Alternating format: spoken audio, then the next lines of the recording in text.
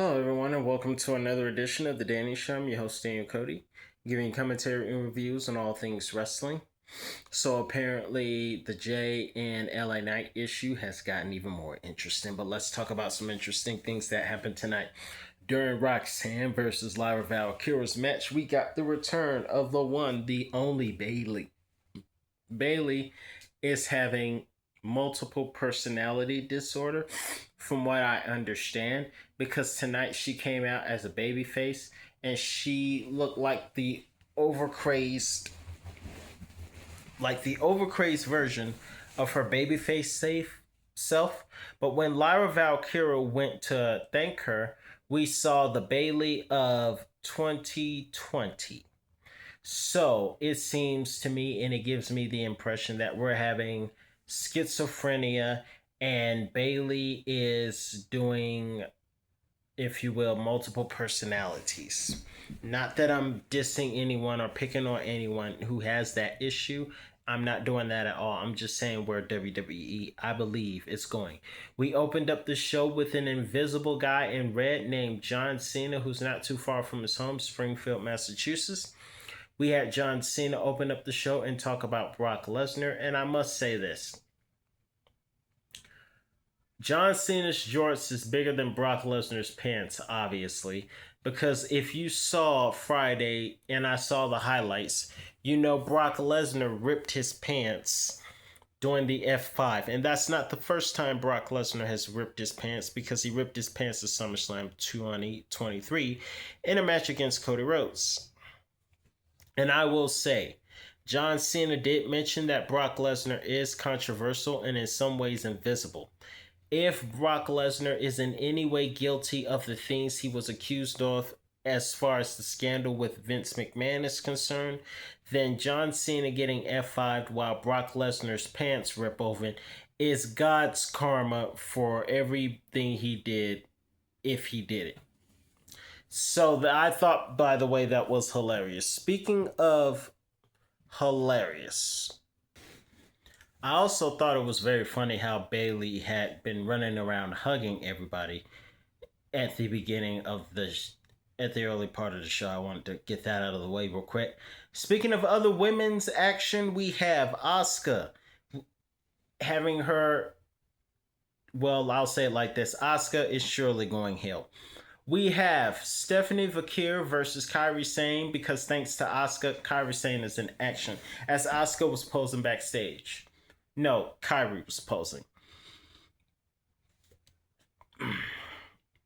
By the way, I love how Asuka keeps calling Kairi's name every time Kairi doesn't follow Asuka immediately.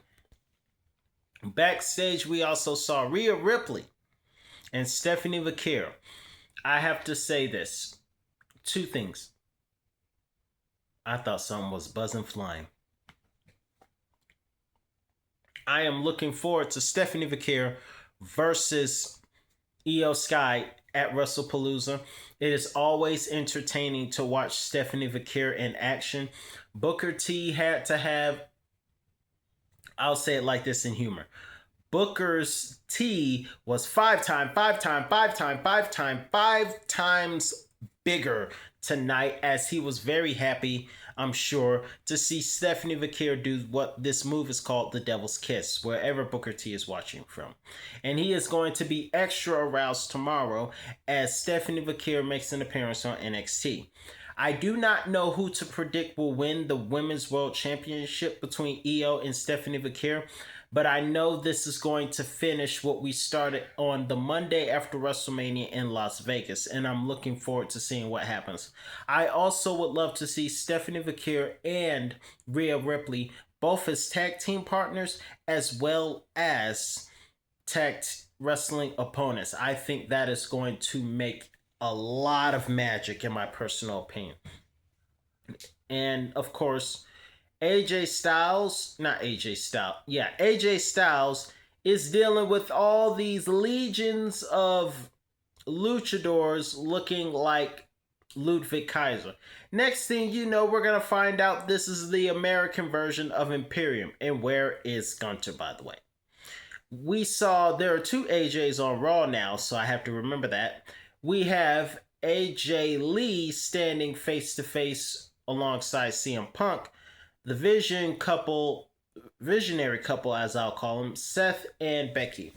And when Becky and Seth were arguing near the end of the segment, I had a feeling it was a trap. I've been a fan of WWE long enough to know this is a trap. And I was proven correct because Becky Lynch came in and rock bottom AJ Lee. I will say this, however, I don't have a lot of predictions for WrestlePalooza, but I do believe that AJ Lee and CM Punk will win. I do believe that Cody Rhodes will retain the WWE Championship. I have no idea who's going to be Women's World Champion, but I do know it's going to be an excellent match. I want to see the Usos defeat Bronson Reed. No, the PB&J security, as Jimmy Uso called them. Of course, tension continues to build between Jay and LA Knight, as LA Knight teamed with Jimmy to face against those two and lost. Then Jimmy came to make the save and shake hands with LA Knight, only to get the Brainbuster. Is that what it's called? Whatever it's called.